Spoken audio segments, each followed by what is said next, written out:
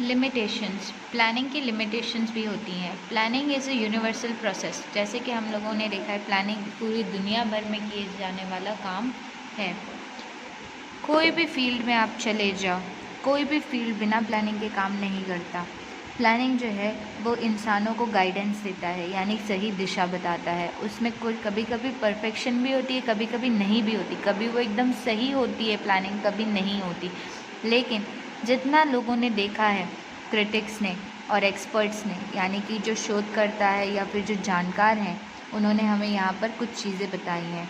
Uncertain future, हमेशा एक जैसा फ्यूचर नहीं होता। प्लानिंग में जो हम अज्यूम करते हैं ज़रूरी नहीं हमें वही चीज़ हमेशा मिले, इसीलिए उसे अनसर्टेन माना गया, यानी कि वो हमेशा एक तरह का नहीं पाया जाता, जिसकी वजह से प्लानिंग हमेशा करेक्ट नहीं होती और आपकी सोची बात हमेशा सही नहीं होती। एक्सपेंसिव प्रोसेस, प्लानिंग के लिए अगर आप किसी एक्सपर्ट को नियुक्त करते हो तो आप उसमें कभी कभी ज़्यादा खर्च भी आपको करना पड़ता है। वो आपसे ज़्यादा फ़ीस लेते हैं और उसके अंदर आपको सही प्लान बनाकर देते हैं।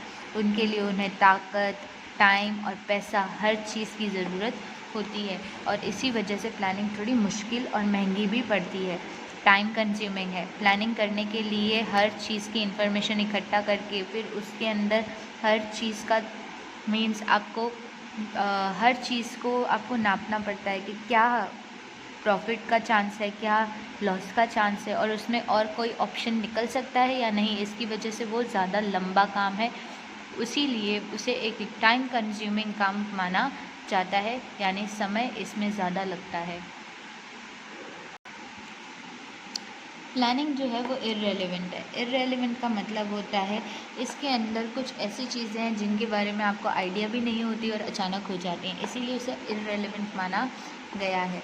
फिर सेकेंडली, कभी कभी कुछ ऐसी भी सिचुएशंस आ जाती हैं जिसकी वजह से बिज़नेस को कई नुकसान आते हैं। कुछ ऐसे भी केस होते हैं जिनके अंदर पूरी तरह से फेलियर देखने मिलता है, यानी कि पूरी तरह आप लॉस में चले जाते हो, इसलिए प्लानिंग को इररेलेवेंट माना गया है।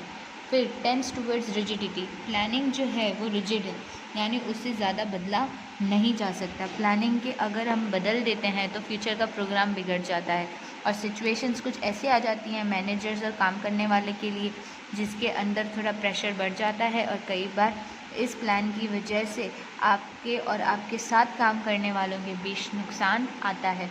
अनसर्टेन ऑफ एक्सटर्नल फैक्टर्स, बाहर के फैक्टर्स की वजह से भी कई बार आपका पूरा प्लान बदल जाता है। फॉर एग्जांपल, प्लान किए हुए बिज़नेस के अंदर अगर अचानक से कोई नेचुरल कैलेमिटी आ जाए, जैसे कि कोई भूकंप आ गया या कोई हादसा हो गया, तो आपका प्लान किया हुआ सारा बिज़नेस ख़राब हो सकता है।